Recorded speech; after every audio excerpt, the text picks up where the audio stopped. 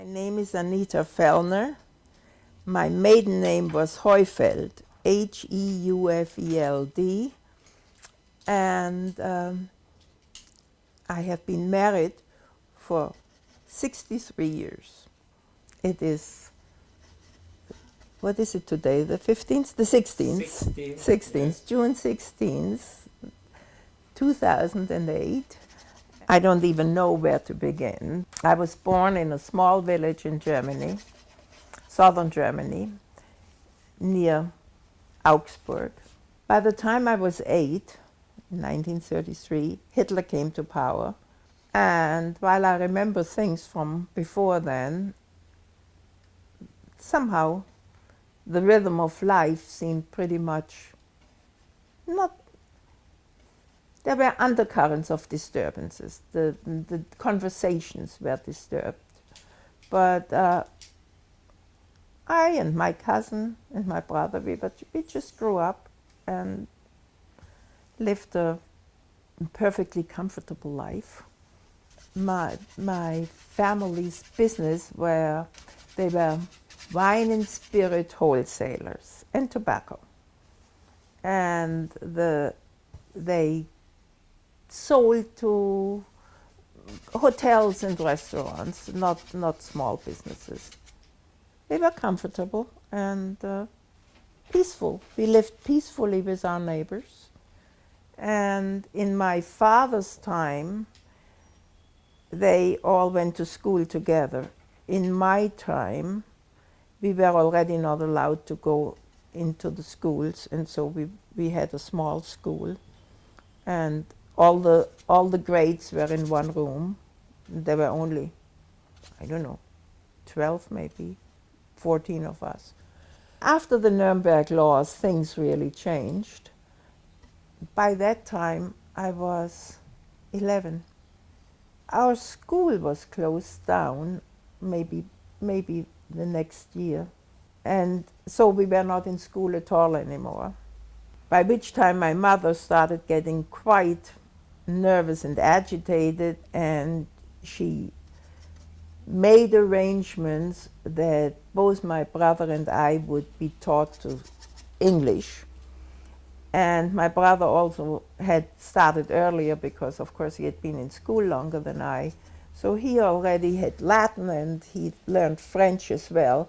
But I just got English lessons, and I learned English. And in fact, by the time I came to England, I could function in English.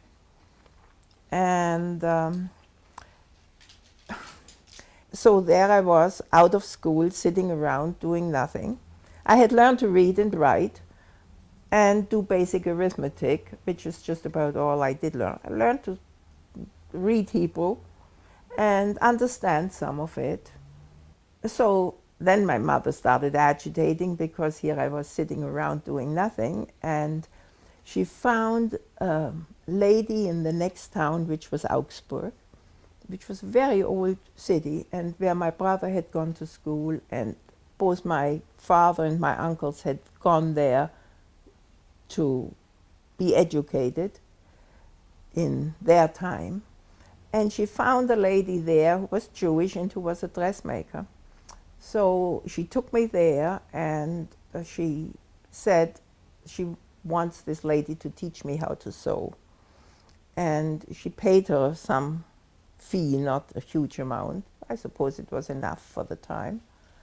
And I started taking the train every morning and went there and was there for the day, and then came home in the late afternoon on the train again. It was about an hour's train ride. And the woman started to teach me how to sew, and it turned out that I was really quite good at it. And that's what I've been doing all my life.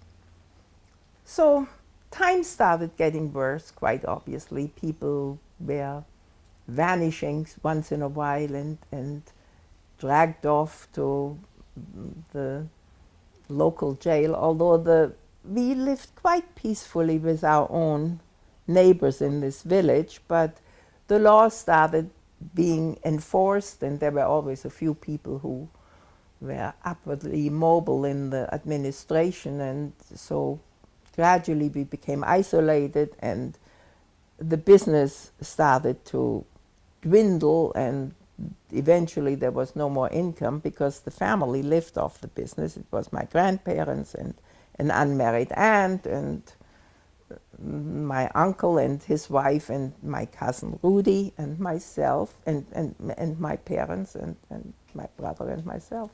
But gradually, obviously, there was no more business because people couldn't do business with Gentiles anymore.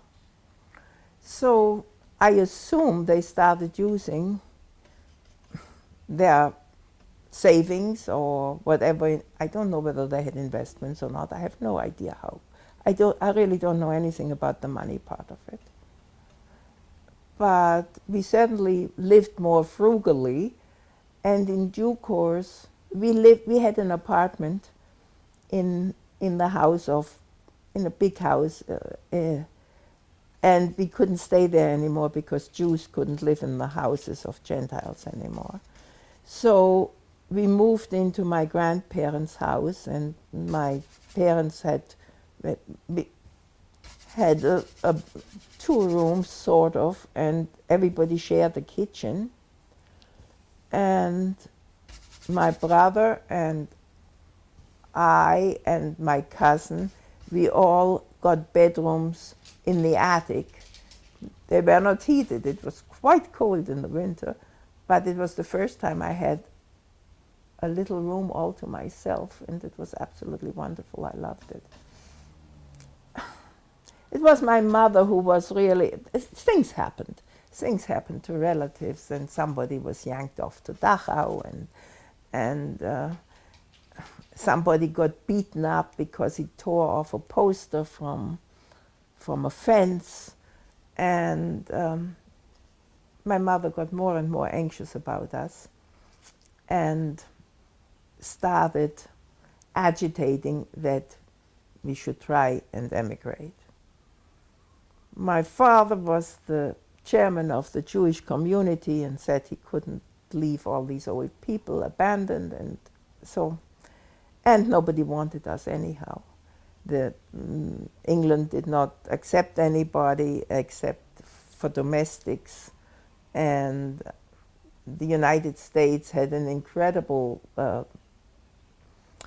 quota system, so I think they let in 7,000 people a year, and you had to have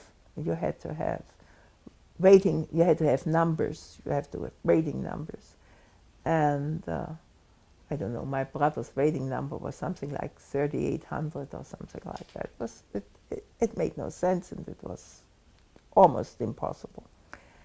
And the United States was not so anxious to have us either, and made more and more difficulties. You had to get an affidavit. You had to know somebody who would vouch for you, and gradually, even the people who had managed to emigrate because they had relatives in the States and so on couldn't do it anymore because they themselves didn't have any money, and in the end you had to deposit the amount of the fare that it would cost to come from Europe to the United States.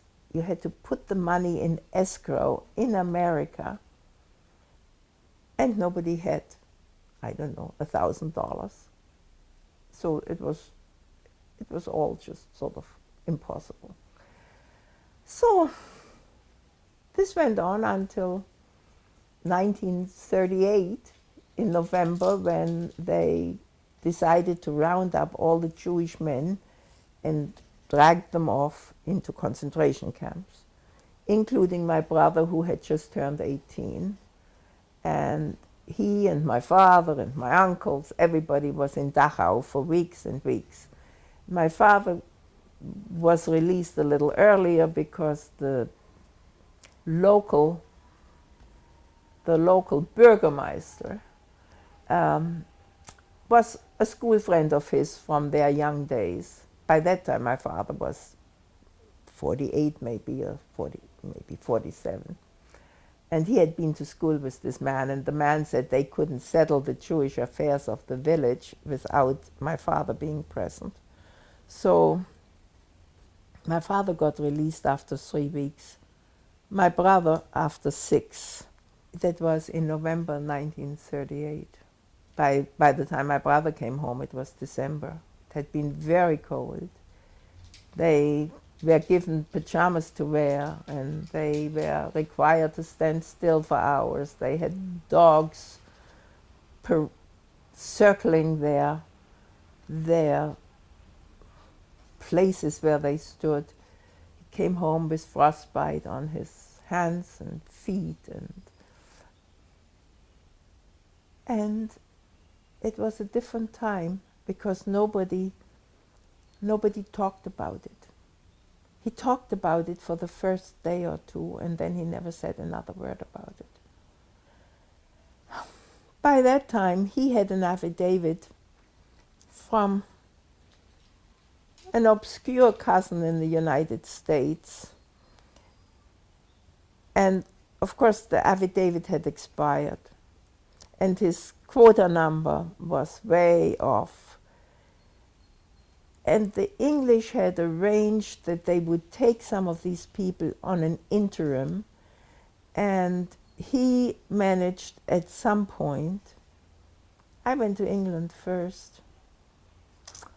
My family knew somebody in the village. Everybody knew everybody else, of course, who was a sort of gregarious person and who had met on his travels an English lady and had exchanged addresses with her. And one day he came and he said he would like my brother to write a letter in English to this lady and ask her whether she could arrange for his 2 little girls to get to England.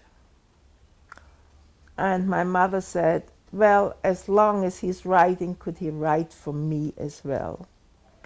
So my brother wrote a letter to this lady who lived in Newcastle on Tyne, which is in northern England. It is just south of the Scottish border.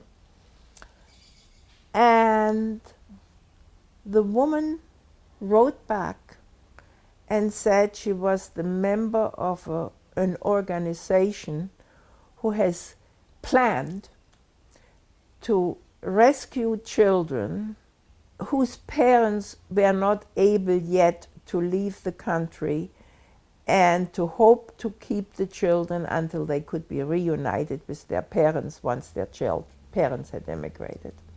All of that happened comparatively fast. And I actually ended up on this children's transport in early May of 1939. So between December 38 and 1939, May 39, this happened. My father took me to Munich, where I would get the train that would take me to England. And when we got there were hundreds of parents and hundreds of children. And the children were loaded into the train, and the parents stood on the platform, and everybody was weeping. And in due course, the train left, and that was the last we saw of each other. I never saw my parents again. My mother had asked me what I would like for my farewell meal.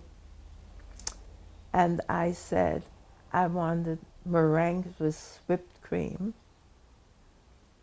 And that's what she got for me. She made meringues and she whipped cream. And she did not come with my father to the train. The family just stayed at the house, waving goodbye to me. And in due course, I was on the train. I had suitcase with new clothes, and my mother was desperately worried that I would be hungry, that bad things would happen to me. And she collected all the valuables, all the small valuables, and into the leftover balls of wool from a knitted sweater, from several sweaters she had knitted for me, into each ball of wool, she wound a diamond ring. So I had 3 diamond rings in 3 balls of wool. And into a small box of face cream was Nivea, which was a German firm. She had peeled off the tin foil that covered it, and she had pushed into it 2 gold pieces. And then she carefully put the tin foil back over the tin. And that was in my toilet kit. And I had a skirt which had pockets with little zippers in them. And in each pocket, into each pocket, she put her mother's bridal jewelry. It was a gold bracelet with 5 corals in it, and earrings, and a pin. And in each pocket she put some of it. And all of this I brought out with me. The 10 marks, which I was allowed to have in my purse, officially, were taken away from me at the border. And by the time I arrived in England, of course, I had nothing. But I had my luggage. I was met at the station in Liverpool by a lady who I had a tag around my neck with it was just a card, which was my passport, with a big J on it, my picture on it, and a tag around my name with my destination, with my name and around my neck with my destination. And when I arrived at Liverpool Station in London, there were people running up and down the train, checking who was going where. And this lady, who I think now, when I think back, must have been quite a young woman, came and she saw my tag and she said, "Oh, you belong to me." I have no recollection of my arrival. I arrived at what was known as a children's hostel, which this organization maintained. I was incorporated, and it wasn't like an orphanage.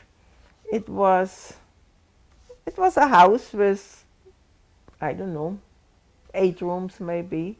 There was a dining room, and the dining room was also used as a sort of living room, whatever. There were 2 ladies who ran it, who were refugees themselves, who had come from Vienna. They were friends, and I don't know how they got to it, but one of them was a well-known chef in Vienna and had written a cookbook. And I have a copy of it, which I had rebound at great expense many years later because it was falling apart. We were not treated badly.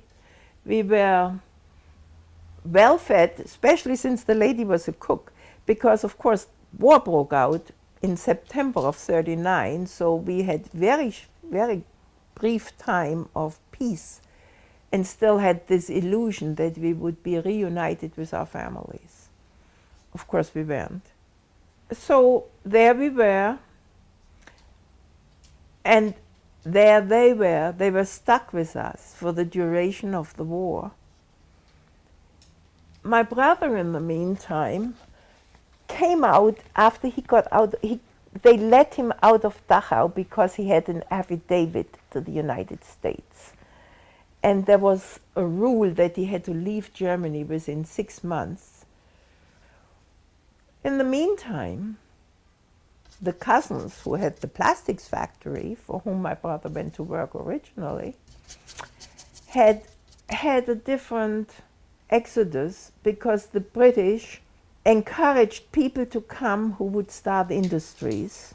So these cousins had come to Cardiff to open this factory, and of course we're going to make household goods, and then the war broke out and they ended up making windshields for airplanes and stuff like that. But they then requested my brother, saying they needed somebody who knew how the business functioned. And so my brother was released from this holding camp where he was just hanging out. And my brother went to work for them. And in due course, he made enough money, and I had perfected is optimistic. I had kept learning more and more sewing. I learned from whoever was willing to teach me something, and I was the only one who could sew in this children's home. So when somebody would bring second-hand clothes for the children, I would go to work and make them fit. And sometimes, since they knew there was somebody who could sew, they would bring pieces of material. And I didn't know how, but I learned. I started cutting into them and made dresses for the little girls and stuff like that. So gradually I got quite good. By the time I was 16, my brother was doing all right, and I managed to extricate myself from that organization and moved to Cardiff to be near my brother. I then went to work, and in due course I turned to be as a dressmaker and learned some more. And in due course I turned 18 and I had to register for the draft. And I went and nursed in a tuberculosis hospital for a year. During that time, my husband came to England from the United States. My husband is Viennese. He's an opera conductor, was in the American Army. He had come to the United States by way of Italy in a different way. He came with the American Army, and it came to be Passover. The cousin for whom my brother went to work had 2 daughters, and we started pestering that we wanted him to invite some American soldiers for Passover. So indeed he went to temple that Friday evening, and my poor husband, who I don't think had been inside the temple since his bar mitzvah, had gone to temple that night because he had leave to go from the army. And at the end of the service, the rabbi said the Jewish community of Cardiff is inviting any Jewish soldiers, American soldiers, who would like to partake of a Seder, and anybody who is interested should come forward and get a host family. And my husband went forward and he pulled my cousin's name out of the hat. We had a few dates, 2 or 3 at best. And then he went to D-Day plus 6, I think. He went to France with the army, and we started corresponding. By the time a year had gone up, we got to know each other quite well. I still have all the letters in a tattered briefcase in my basement, and I can never decide whether I should save them for my children when I die, or whether I should burn them because of fear that I would be embarrassed. But they're still there in the basement for now. Maybe they fall apart before I'm dead. Anyhow, he came back a year later and we got married. I was 20 years old. My husband managed managed to work in the military, American military government, and went with the American army to as far as Berlin. His commanding officer started making inquiries about my family. And because we had one letter that my father managed to write, a Red Cross letter, which was heavily censored. But we did know it came from Lublin in Poland. And so my husband started making inquiries, and his commanding officer made inquiries from his opposite number, Russian number, and they found that only, I think, 4 people survived from the transport in which my parents were deported, and none of them were the family. So we really don't know anything, although they are now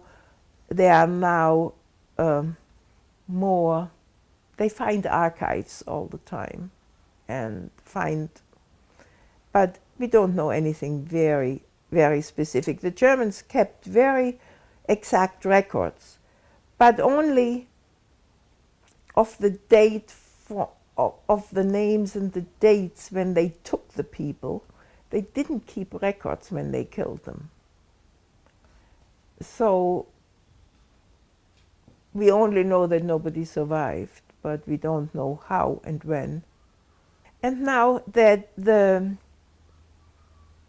friend I spoke about, who is in Ames, Iowa, is active in affairs of that nature, we found that the children who left at a younger age from home did not do quite as well as we who were teenagers already. When I left home, I had no doubt that I was sent away for my own good, that I wasn't sent away for anybody to get rid of me or to whatever. I knew it was for our survival. And we had been well loved, both my brother and I. And I think that helped. And the younger children don't remember that the same way. They don't remember. They don't remember any good times, or very few. They only, because the bad times started. I was already 8 and smart enough to know. And that helped too. I think if you were intelligent, you survived better than if you were stupid. My mother made things memorable. She was a very smart woman and well-read and well-informed. And she made sure that we were somehow secure in our knowledge of who we were. And I think it helped and was useful. And I didn't think about many of those things until I had children of my own. Well, I'm going to soon show you the painting. All right. I'm very curious what sort of a painter you are. Okay, you have to realize it's a painting where you've been talking, so it's not that it's smiling like a normal picture. It's not so flattering in that way. You have to realize that. It is interesting to grow old, but it's also sobering. And I would never have thought that I would mind as much as I do losing my looks. I really mind it. Well, it looks like me. You're good. Well, thank you. You're good. You're right, it's not particularly flattering, but it looks like me. And I'm sure I look like that many times. Ah.